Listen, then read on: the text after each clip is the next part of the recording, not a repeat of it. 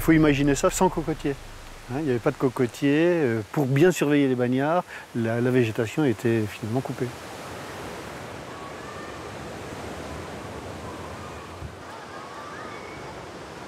C'est le cimetière donc des surveillants, le cimetière des... pas des bagnards, parce que les bagnards étaient jetés aux requins. Si vous regardez les plaques, la plupart des plaques montrent qu'on meurt aux alentours de 30 ans.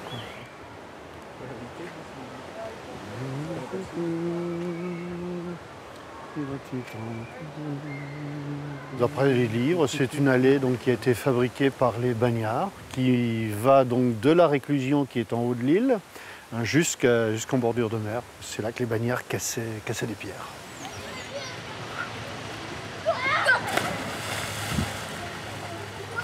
Sur les îles dites du Salut, au large de Kourou, il y a non seulement le fantôme de Dreyfus, mais aussi des cocotiers, des plages, des rochers et la mer d'un bleu intense. Les rires des baigneurs ont recouvert le cliquetis des chaînes des forçats.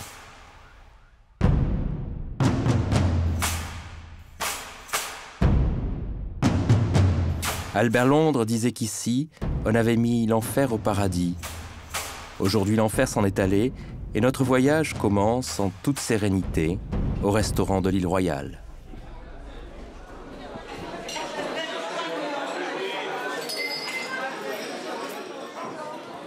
C'est une cuisine créole si on veut, mais ça ne ressemble pas à ce qu'on peut retrouver finalement en Guadeloupe et en Martinique. C'est plus mélangé, c'est plus caché, c'est finalement quelques sauces, c'est quelques gouttes qu'on retrouvera aussi, mais c'est pas la cuisine créole telle que je l'attendais.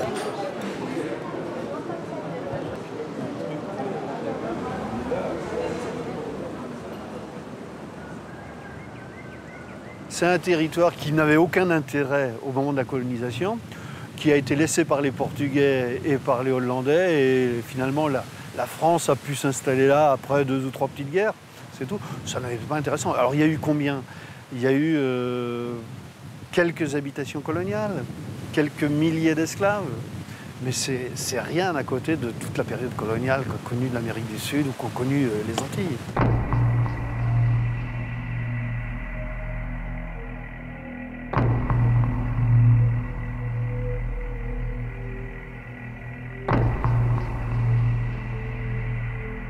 Régulièrement, on a pourtant essayé de changer ce bout d'Amérique en une colonie prospère. Défricher la forêt le long de la côte pour planter du café, du cacao ou de la canne à sucre.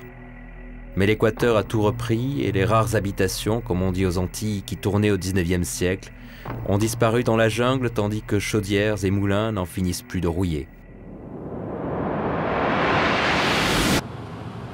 Non, ni le sucre, ni le rhum, ni les épices n'ont réussi à faire la fortune de la colonie. Chaque fois que des colons ont tenté de s'établir ici, il leur a fallu d'abord assurer leur quotidien. C'est ainsi qu'au nord, à l'embouchure du fleuve Mana, une religieuse s'est mise en tête de défricher la forêt, vaille que vaille, pour planter du riz. Près de 2 siècles plus tard, le riz de Mana reste une curiosité de la table guyanaise.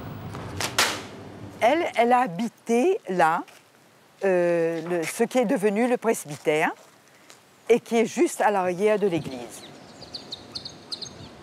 Nous étions à la sortie des guerres napoléoniennes et la France sortait de là exsangue, ayant perdu son empire colonial. Et par contre, les hôtels-dieux, hôpitaux, etc. étaient remplis d'orphelins. Et alors, le gouvernement de Charles X, qui l'avait vu au travail au Sénégal, l'a fait venir et lui demande de mettre en valeur des terrains, parce qu'elle avait fait ce travail-là au Sénégal pour une école d'agriculture pour les Noirs. Et elle-même, elle est une paysanne de France, hein. Elle connaît bien les terres et tout ça. Hein. Et on lui a proposé de partir pour préparer des terrains et préparer des lots, des fermes, qu'on distribuerait à des orphelins qui se marieraient entre eux, garçons et filles, et qui établiraient une base française, comme ça s'était passé pour le Canada.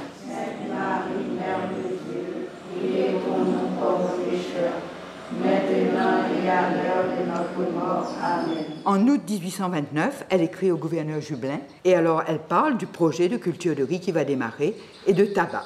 Et alors elle donne même la première récolte. Nous avons récolté 300 barriques de riz dans le même terrain. Elle est très fière de l'annoncer. Il y a toujours du riz à Mana qui s'est bien développé et en général, on l'apprécie beaucoup, le riz de Mana.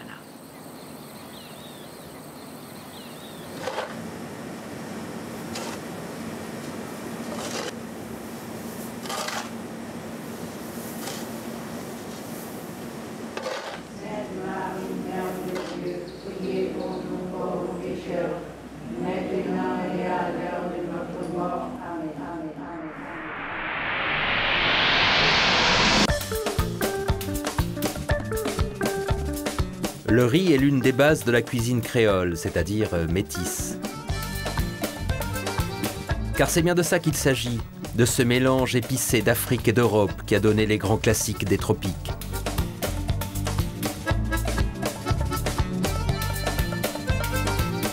Le blaf, le punch, le boudin ou ce colombo venu d'encore plus loin que les grands-mères préparent pour les dimanches sans famille. Oui, c'est un plat d'ici. En fait, ça se fait partout, mais chacun le fait à leur manière. Chacun a la manière de cuisiner. C'est un plat créole. On le fait avec du poisson, on le fait avec du poulet, avec de la viande de cochon. Alors là, je fais le marinage de mon poulet, clou de girofle. Et ensuite, moi, ça, c'est mes petits secrets. Je mets toujours un petit peu de poudre de curry.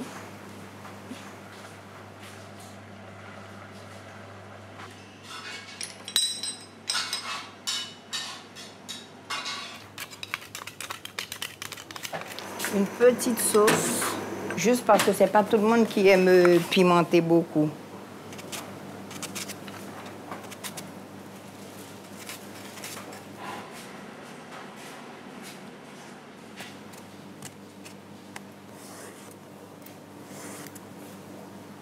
Voilà, tout est prêt. On y va au fourneau. Nous appelons ça le gros thym et le petit thym.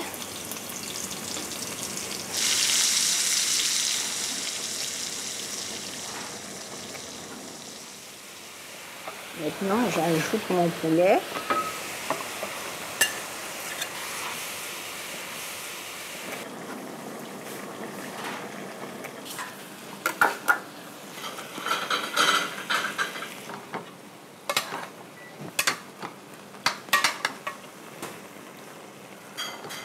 C'est pas comme Colombo qui fait le film, hein.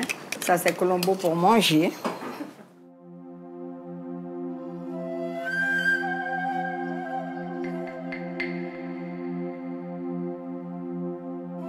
On pourrait s'en tenir à ces saveurs épicées et presque insulaires.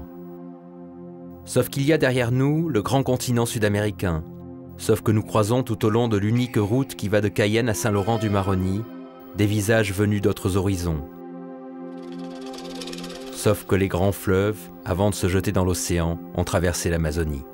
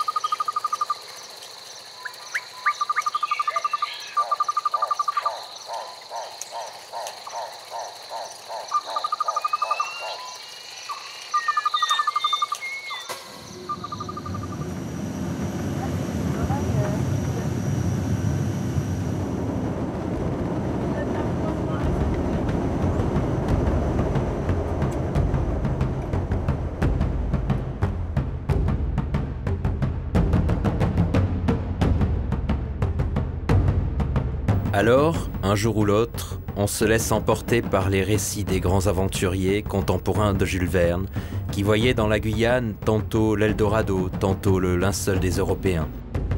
Et l'on se retrouve dans un petit avion qui décolle vers Maripasoula, une ville de 3000 habitants au milieu de nulle part, une ville qu'aucune route ne relie encore au reste du pays. S'il y a de la route Maripasoula-Saint-Laurent, ça va apporter que 10 mauvaises choses.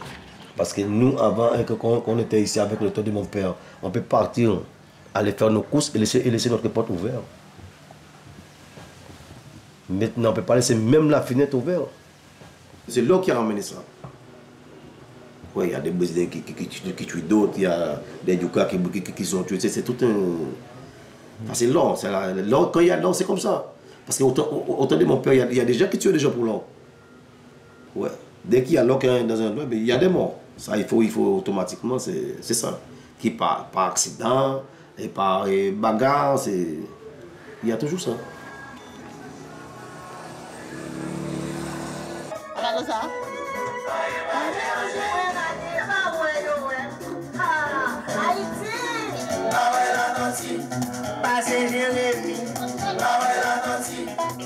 Mon père était chercheur d'or. Parce que mon père, il est martiniquais. Et mon grand-père est martiniquais. Mais mon père était venu en Guyane. Dans les années 60, ici, c'était la bonne vie. Quand on faisait la fête, c'est tout le monde ensemble qui se réunit. Restaurants, épiceries, bars de jour et de nuit. Maripasoula est le camp de base des baroudeurs, de quelques rares touristes et surtout des orpailleurs. C'est aussi la modeste métropole où viennent se ravitailler tous ceux qui vivent sur le Maroni. Le fleuve est à la fois une artère nourricière et la frontière avec le Suriname juste en face.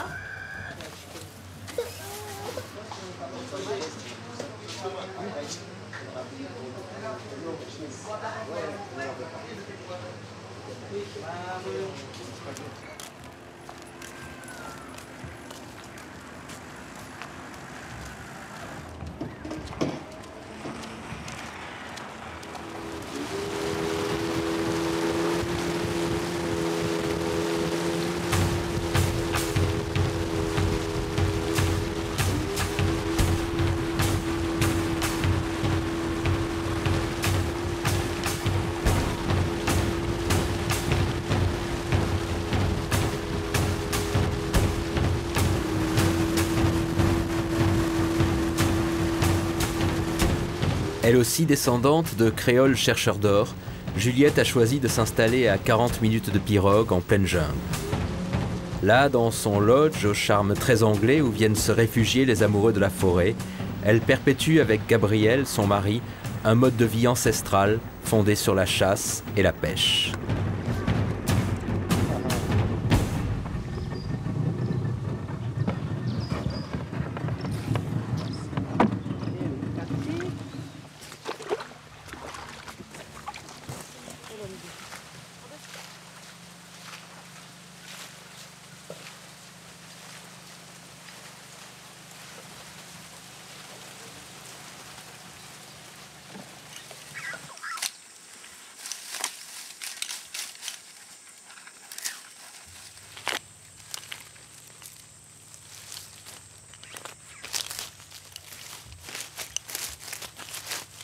Ces filets s'appellent, ici on les appelle namo-namo, ce qui veut dire coûte que coûte. Ça veut dire que quand vous les posez, vous êtes à peu près sûr de ramener du poisson à la maison.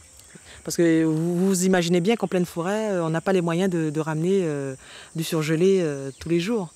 Ouais. Donc on est obligé de... Enfin, c'est pas qu'on est obligé, c'est que notre mode de vie a été celui-là pendant des décennies, on va dire.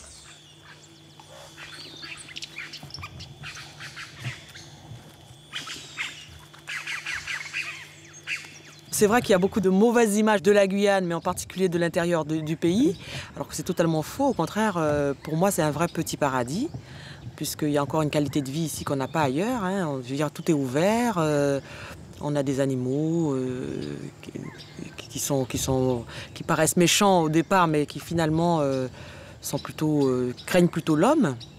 Et puis, non, je veux dire, on est plutôt protégé par l'environnement.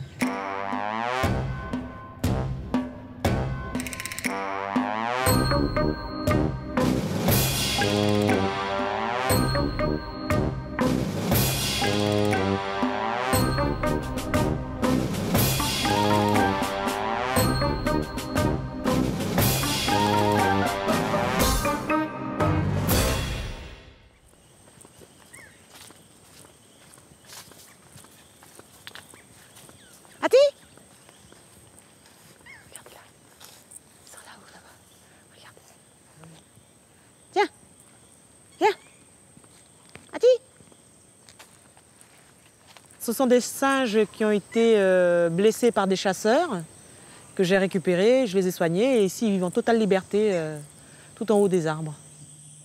Regardez, on va descendre.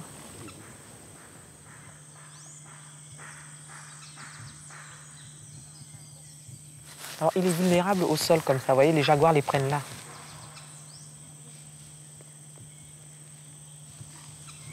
Moi je ne mange pas de singe, parce que j'aime beaucoup ces animaux, mais c'est vrai que c'est bon. S'il pouvait en prendre 3, il l'aurait pris. Il se garde un bras pour pouvoir monter. Quand je suis en forêt, je suis à l'aise, à l'aise. Même la nuit, même la journée, il y a des gens qui disent « Ah oui, il y a des, comment on appelle là, les araignées là, ah, ça c'est dangereux, ou les serpents, non, il faut faire ça. » Moi, quand je suis en forêt, je suis bien. Comme je suis là, comme ça, je me sens bien. Des fois, je pars à Cayenne, quand je reste 3 jours, 4 jours, je ne peux plus rester, je ne peux plus. Je ne peux plus. Ouais.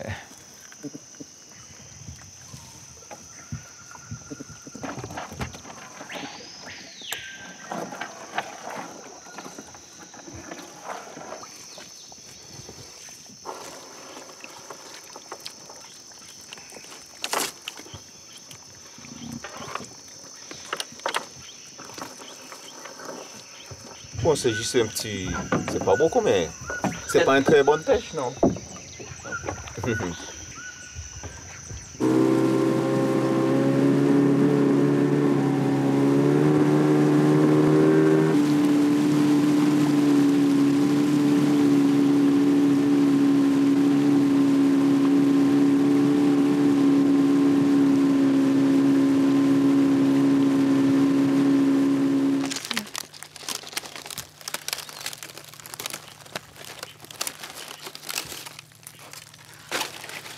Alors ici, ce sont les jamais goûtés.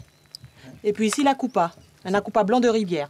Alors ce sont des poissons sans écailles, la police. Ici, on les appelle malocofichi, mais on dit jamais goûté parce qu'en général, les gens n'ont jamais goûté à ce poisson et il est excellent. Mais ça reste quand même un poisson un peu fragile. Hein. Très bon, il n'y a pas d'arête. Alors vous voyez le poisson, comme il n'a pas d'écailles sur sa peau, et la feuille de banane joue un petit peu le rôle de papier sulfurisé, c'est-à-dire que le poisson ne colle pas dessus. Donc on peut sortir le poisson très facilement. Et puis surtout, ça lui donne un parfum très agréable.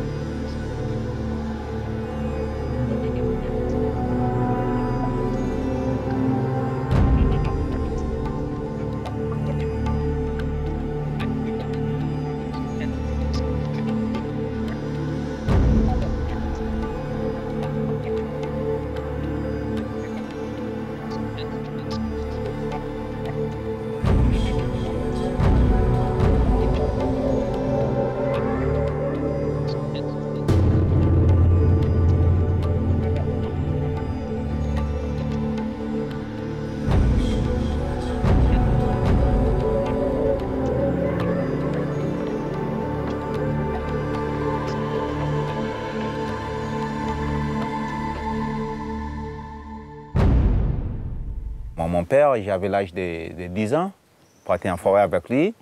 Mais la première fois que je tirais le fusil, bon, c'est l'âge de 11-12 ans. Ouais, j'ai tiré le fusil. Et la première fusil que j'ai tiré, j'ai tué la bête.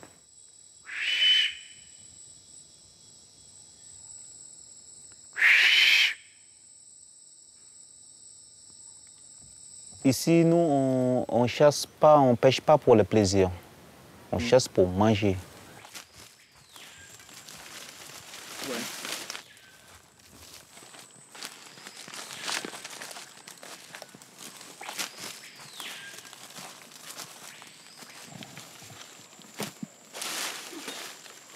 Des oui au bas.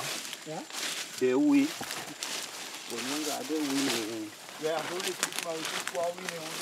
Et il y a des choses pour que le tigre ne vienne pas voler ton gibier. Soit tu mets les cartouches que tu as déjà tirées sur un petit bâton comme ça. Et bien, sur le dessous, non? Non, mais tu les mets là, accroché là comme ça. Sinon, tu fais au pipi, comme ça là. Comme ça, quand le tigre vient, il ne peut pas traverser sa main pour aller récupérer parce qu'il sent les pipis, il dit ah non, il y a quelqu'un là. Oui. En forêt, moi, je peux partir pour un mois. J'amène rien du tout, je sais que je vais vivre pour un mois. Il y a beaucoup de choses en forêt pour manger, beaucoup. Des salades, tout. Tu vois comment j'ai fait? Il faut enlever ça d'abord. Là. Et tu prends ça.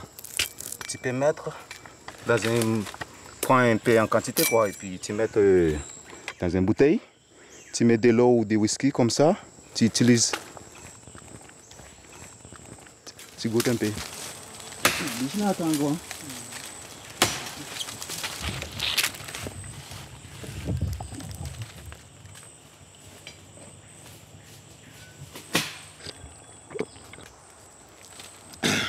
Dès que je pars en forêt, je sais comment il faut marcher. Si je vais là-bas, je sais.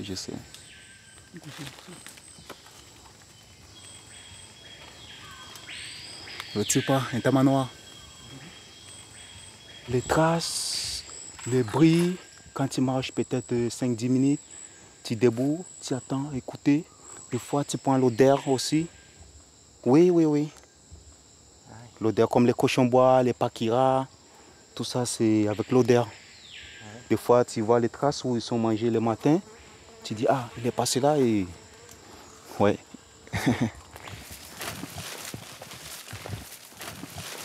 Bon là en arrivant on va les déprimer bien, et brûler un peu au feu, couper, et puis là on peut faire beaucoup de choses avec le coup. Tu peux faire une sorte de blaf. Tu peux faire comme on fait une poulet. Et... Oui. Et en plus, le hoko, c'est très bon. Vous allez manger ça ce soir. Et... Ah ouais.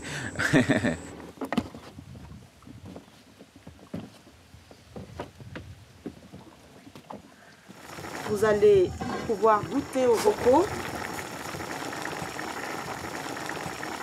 pour vous prouver qu'il s'agit bien du hoko et non pas d'un canard ou d'un poulet. Voici les pâtes que vous reconnaissez. Donc les pâtes ont une peau très noire. Donc on met toujours les pâtes dans la cuisson, ça donne un très bon goût au bouillon. Chez les créoles, on aurait fait revenir un peu la chair, roussir un petit peu dans la cocotte. Alors que chez les Bushinengue, cet oiseau est cuisiné comme ça, à grandes eaux. Et c'est plus une soupe d'oiseau, on va dire.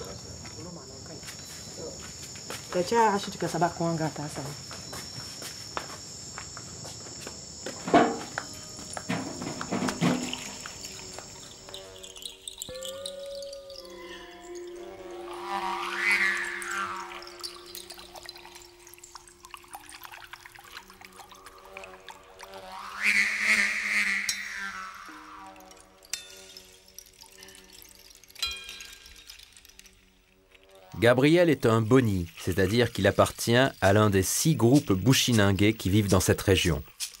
Tous sont descendants d'esclaves révoltés qui sont venus se réfugier au plus profond de la forêt en passant par le Suriname. Autrefois appelés nègres marrons, ce sont eux qui ont donné son nom au fleuve Maroni, dont ils connaissent par cœur les courants, les rapides et les hauts fonds. Toute leur vie se déroule au fil de l'eau. Ici, on naît et l'on grandit entre le fleuve et la forêt, et c'est en pirogue que l'on fait ses premiers pas à l'école de la République.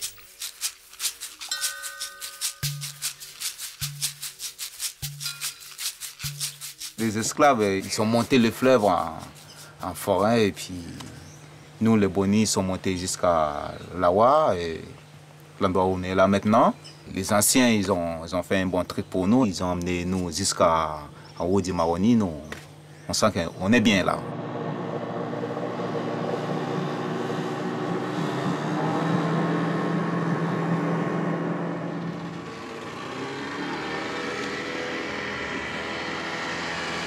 Au cours de leur histoire douloureuse, les Bushinengue ont dû leur survie au couac, cette semoule de manioc qui a fait office de pain. Je sais pas moi, une photo. Le couac est toujours fabriqué par les femmes dans les villages et la recette n'a guère changé depuis que la décrivait un voyageur en 1771. On jette dans une poêle large et peu profonde de la farine de manioc, On remue sur feu lent durant 8 heures de suite. L'opération est finie quand la farine diminue et que le couac se réunit en petits grains. Ça, c'est manger des bonus. Ah, là, vous mettez de l'eau, un peu trempé, et puis tu manges avec des poissons, ou bien on mange avec du poulet, on tire aussi, ou bien avec des porcs aussi.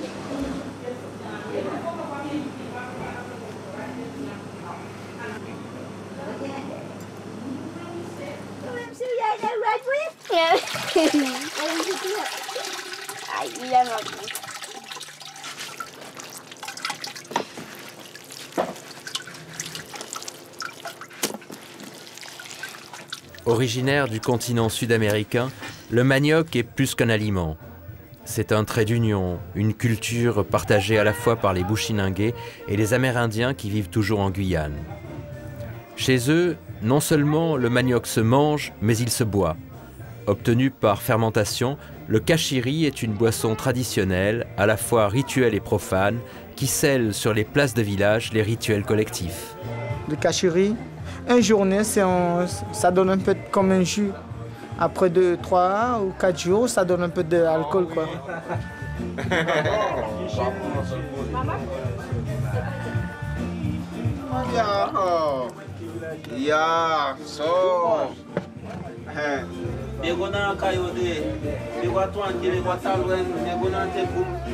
Si tu vas boire avec deux casseroles, là, tu vas un peu d'un boulet, trucs comme ça, quoi. Tu vas un peu de péter.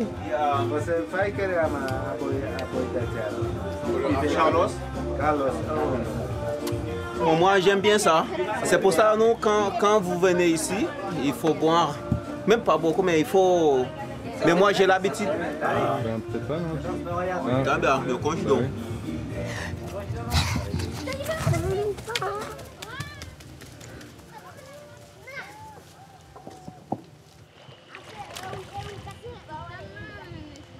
On a toujours vécu ensemble, on vit ensemble. Et moi, j'ai travaillé avec les Amérindiens, ça fait je sais pas combien, 15-20 ans.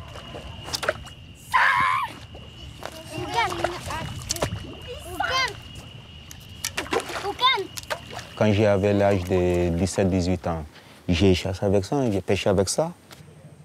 Avec des trucs comme ça. Les Aloukou, ils connaissent ça bien aussi. Hein.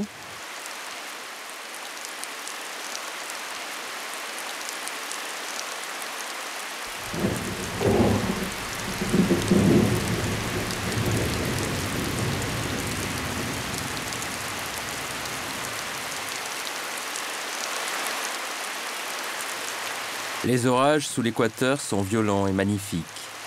En quelques minutes, la terre est imbibée jusqu'à plus soif et la forêt retrouve toutes ses forces. Dans les champs, ça germe et ça pousse. Et l'abbati, cet hectare de terre que le paysan gagne sur la forêt à la sueur de son front, va fournir le quotidien de toute une famille grâce à la culture sur brûlis.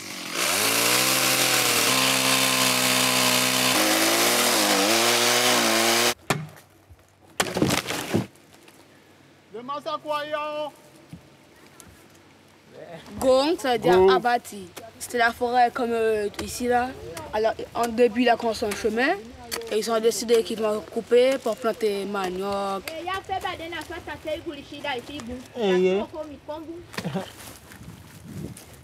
Adaki, dis au côté, na là tu aurais pas dit, il est franc. Toujours. Il nettoie, il plante. Quand c'est fermé, il nettoie, il plante.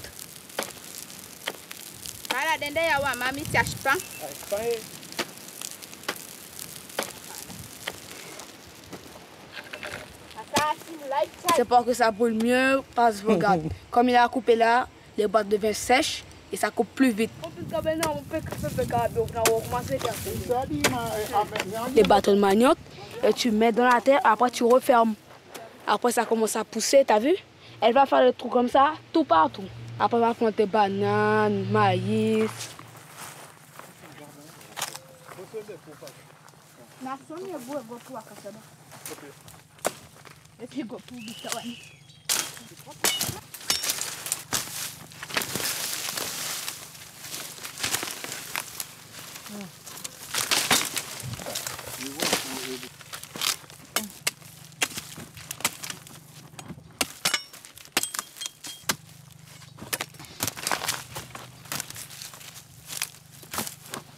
ça. Toi, fille, quand maman.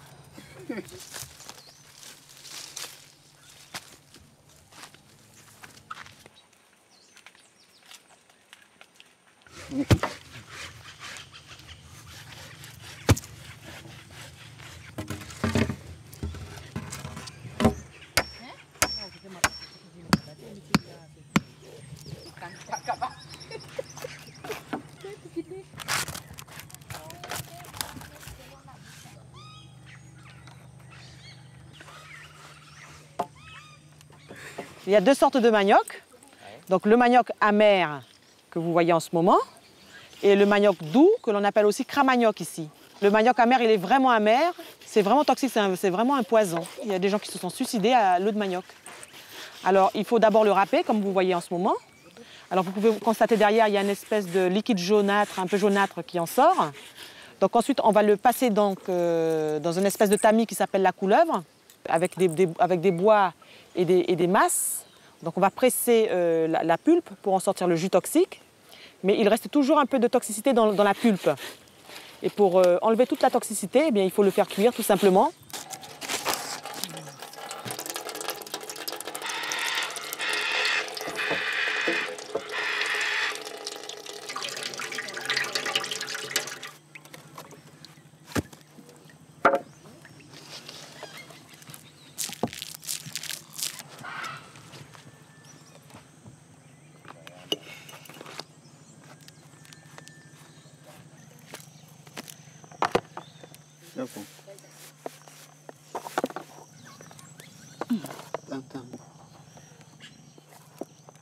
Maman, comporte non? Abeskiri fomenting. Tak de boy bo fire in one thing. Dat de boy okoburu in one thing. Ti de nafson chong en tamara nafsa bakusa kisinyi. Ya bo me swaki DJ. De na dansi de play. Ti de nafson boy tamara na kwanza iso wae. Ce soir, c'est fête en terre bushinengue. Au menu, un plat copieux et nourrissant, un afingi cuisiné dans les règles. Après avoir séché quelques heures au soleil, le pain de manioc est émietté bout après bout. Ces petites boulettes sont ensuite jetées dans une marmite avec du poisson et des épices. Cela donne une version locale des gnocchis italiennes que chacun s'en va curieusement savourer dans son coin. Chacun sur son petit côté et puis mange. Ouais.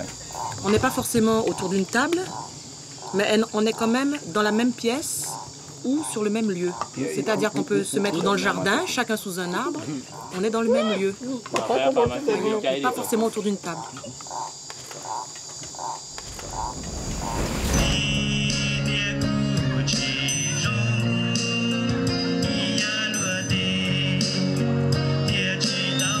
Vivre sur une même terre, mais sans communier autour d'une seule et unique table. Il y a là comme un symbole de cette Guyane où sont venus se réfugier tant de minorités ballottées par l'histoire. À quelques centaines de kilomètres, à vol d'oiseau de Maripasoula, l'air sent soudain la soupe-feu et la coriandre fraîche. Cacao, village en pleine forêt, n'est peuplé que de Hmongs arrivés d'Asie du Sud-Est dans les années 70, accrochés à leur tradition.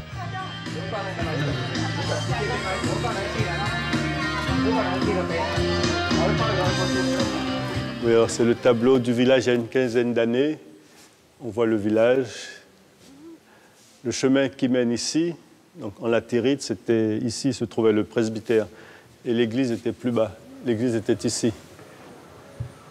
Quand les Hmongs sont arrivés en 77, ils étaient accompagnés par des prêtres missionnaires oblats qui étaient déjà au Laos avec eux depuis les années 50. Et donc, le Haut Commissariat aux réfugiés a demandé aux missionnaires d'accompagner les Hmongs, puisqu'ils venaient dans un pays français, donc des prêtres français qui parlaient le Hmong, pour aider les réfugiés à s'installer ici en Guyane, en particulier à Cacao. Et le village a été construit entièrement par les Hmongs, parce qu'ici, c'était la forêt. Il y a beaucoup de choses qui ressemblent. Comme la végétation ressemble à chez nous, sauf qu'au Laos, il y a quand même un petit hiver qui marque. Mais sinon, on est bien ici. c'est le pays de l'espace. Si on veut, et tout pousse.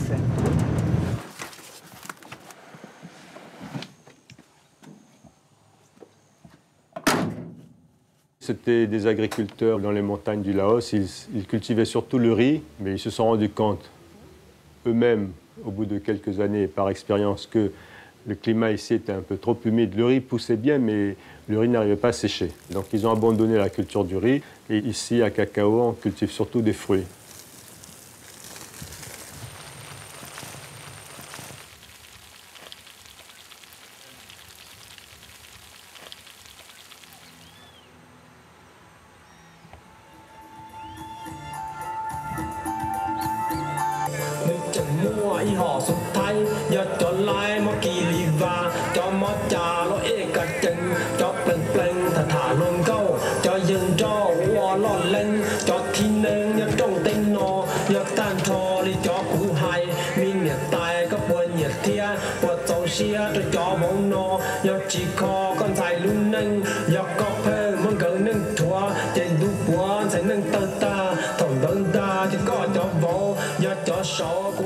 Vous avez vu cet arbre-là? C'est le jacquier. Vous ne connaissez pas du tout? Cette variété, nous avons amené de Thaïlande. Nous avons amené les noyaux.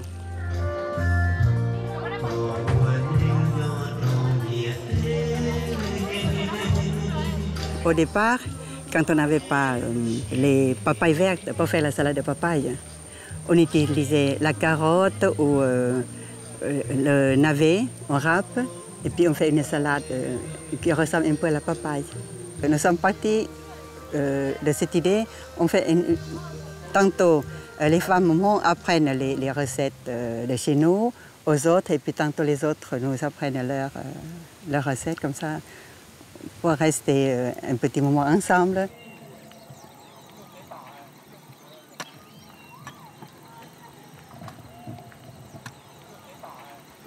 À notre arrivée en 77-78 ici, au marché, il n'y a pas grand-chose comme légumes.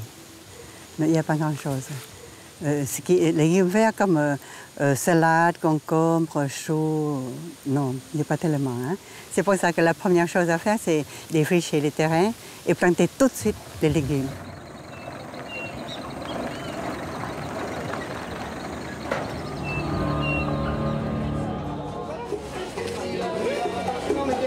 Voilà pourquoi, les jours de marché, Cayenne a des airs d'Indochine. Il va falloir s'y faire, même le très symbolique piment de Cayenne porte désormais la marque des maraîchers Hmong.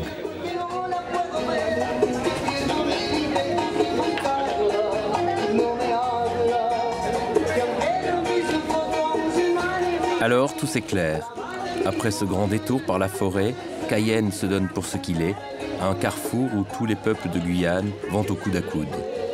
Tout est là, la cassave des Indiens, le couac bushiningué et le gibier des chasseurs. Il y a en fait un coureur des bois derrière chaque citadin.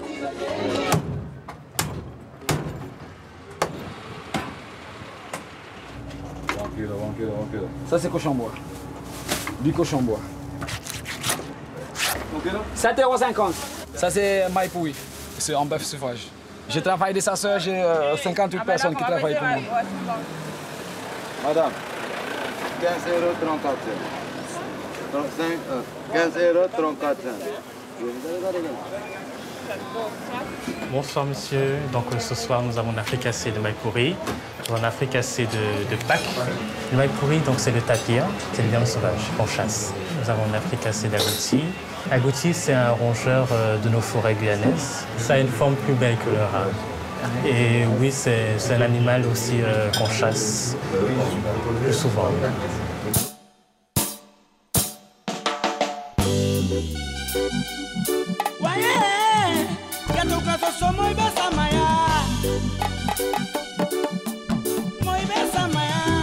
Et oui, le petit monde de la jungle a ses entrées partout, et même dans les restaurants chics de Cayenne. Chasseur dans l'âme, Silvio, le chef de la case créole, va tous les lundis boucaner chez ses parents les gibiers qu'il sert à sa table. À la fois mode de cuisson et de conservation, le boucanage est l'une des marques de la cuisine guyanaise.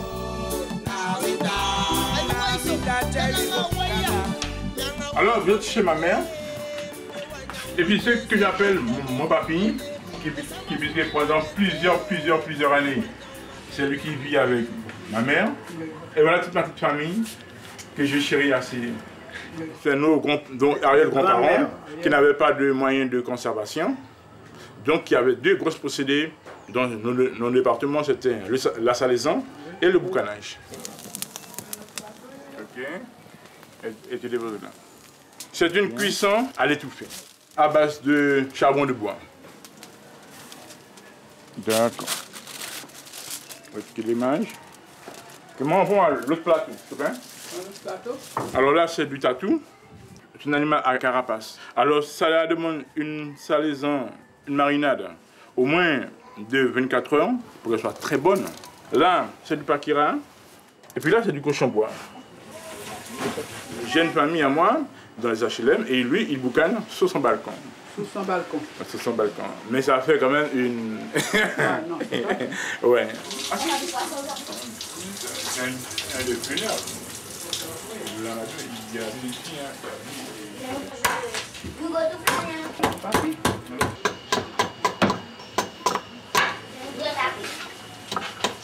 On a énormément de plats traditionnels du pays qui se font à base du boucanage. Et voilà.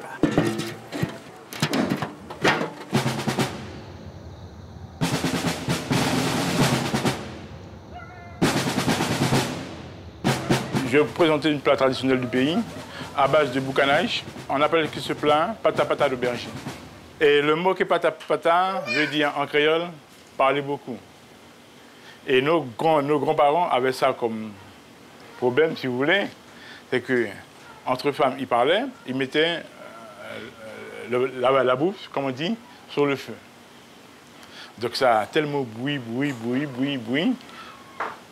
Ils l'ont oublié sur le feu. Et comme ils sont venus pour voir l'aubergine sur le feu, ça fait faire une pâte, quoi. Donc ils l'ont dénommé pata pata. Et c'est fait avec ces différents ingrédients que vous voyez.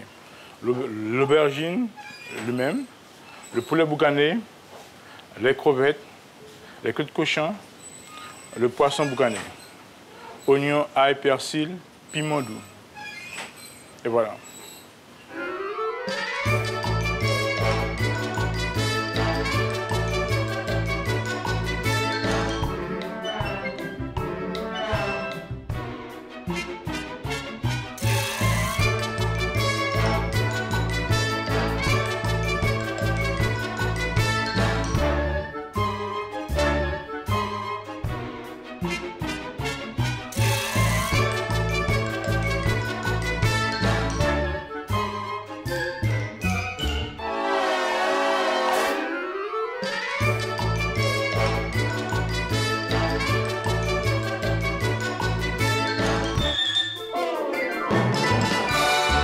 Voilà, le pata pata d'aubergine.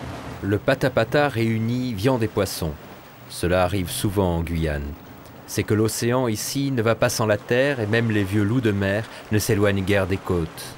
D'ailleurs, la couleur de l'eau ne trompe pas, jamais bleue mais troublée par les bouts du continent, chargée en somme de ses souvenirs d'Amazonie. On est à 60 km de Cayenne, mais on est à moins de 60 km du Brésil. Là. On est à une trentaine de kilomètres, là, la deuxième pointe que vous voyez, c'est le Brésil.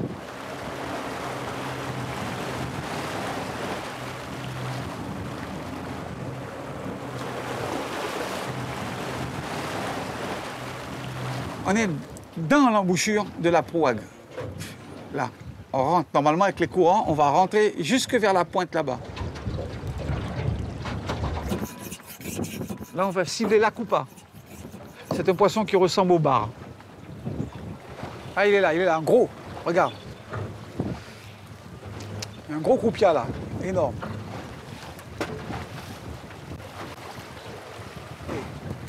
Ouais, bien joué.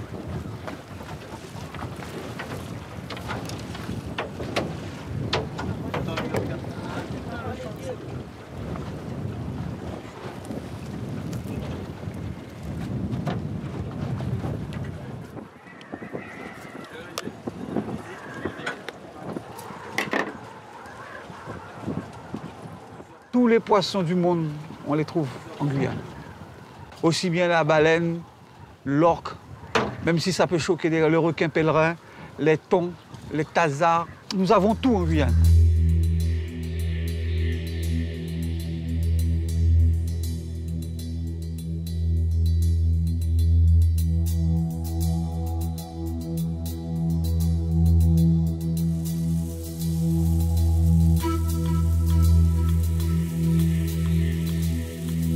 Cette pêche sera écoulée sur les marchés de Cayenne, car poissons et crustacés offrent traditionnellement une nourriture de base quotidienne et bon marché. Le métier de pêcheur reste pourtant artisanal et la création d'un grand marché d'intérêt régional n'a pas vraiment changé les méthodes de travail. L'essentiel de la production reste livré par les antiques canaux créoles.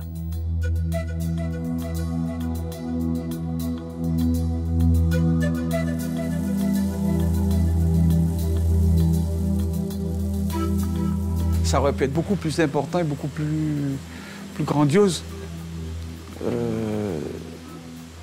Parce que la Guyane est un pays qui a beaucoup de poissons. Seulement, il y a des rattrapages à faire. Comme vous avez vu, il n'y a pas de port de pêche à Cayenne. C'est pas évident d'aller pêcher, de rentrer, de vendre son poisson, tout ça. C'est pas évident.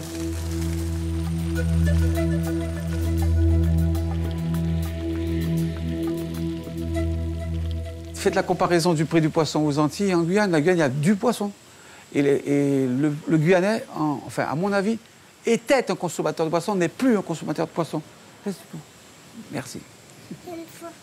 Oui, chérie, va chez maman. Libanais d'origine, Georges Karam est devenu patron pêcheur il y a une trentaine d'années. C'est à peu près à la même époque qu'un autre Libanais, armateur, a commencé à pousser quelques bateaux vers le large. Une vraie révolution menée par des équipages vénézuéliens qui a révélé aux Guyanais l'intérêt d'un poisson jusque-là méprisé, le vivano. Vous avez entre 12 et 15 personnes à bord de chaque navire et vous avez une dizaine de lignes à l'eau en permanence. Ce sont des techniques traditionnelles que les Vénézuéliens utilisent de père en fils. Le vivano, depuis le départ, est une production liée à l'exportation. Le marché de prédilection, c'était les Antilles. Et d'ailleurs, ça l'est toujours. Les Antilles consomment 80% de notre production.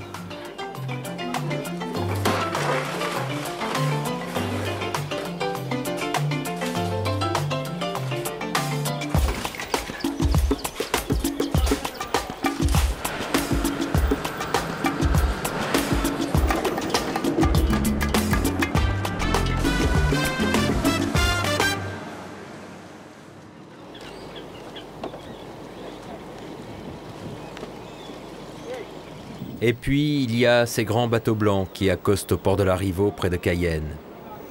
Eux aussi, ils rentrent de campagnes longues et difficiles, mais il y a dans leur cale un trésor, plusieurs tonnes de crevettes sauvages.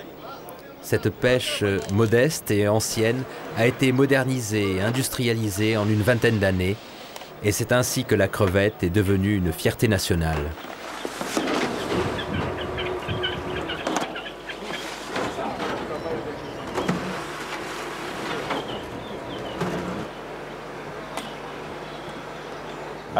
J'ai passé 24 jours en mer. Normalement, je fais 29 jours, mais là, comme le bateau était en panne, il a fallu qu'on revienne maintenant. C'est la cuisine, le frigidaire, le fourneau. C'est 4 lits. C'est là. Place d'occupage. Devant là, c'est mettre les Là devant, on met le petit matériel. C'est notre réserve d'eau et de nourriture. Il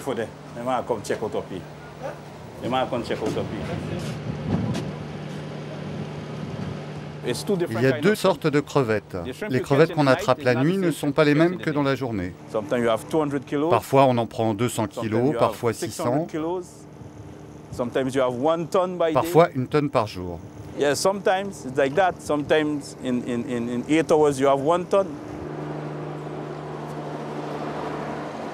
La seule crevette que nous consommions en Guyane, c'est la cibobe. C'est une petite crevette qui ressemble beaucoup au bouquet et qui, elle, est pêchée sur les côtes et à certaines périodes de l'année. Elle fait partie de la tradition culinaire guyanaise. On l'utilisait beaucoup en blaf. Le blaf, c'est un peu la soupe de crevettes, ou à ce moment-là, beaucoup en salade ou en beignet. Ensuite sont arrivées les grosses crevettes pêchées au large. La brésilienne 6 est pêchée au large des côtes de Guyane, puisque la crevette, c'est une pêche au chalut de fond. Produit réinventé en quelque sorte, la belle crevette de Guyane n'a plus qu'à rejoindre dans une poêle l'huile d'awara que les Indiens extraient depuis des lustres d'un palmier. Il y a dans ce mariage d'un savoir-faire ancestral et de la modernité, de la mer et de la forêt, comme un symbole de la gastronomie guyanaise. C'est des crevettes de Guyane avec de l'huile d'awara typiquement guyanaise. On ne peut pas plus guyanais que ça. Seulement, c'est fait à ma façon. C'est moi qui l'ai inventé. Voilà.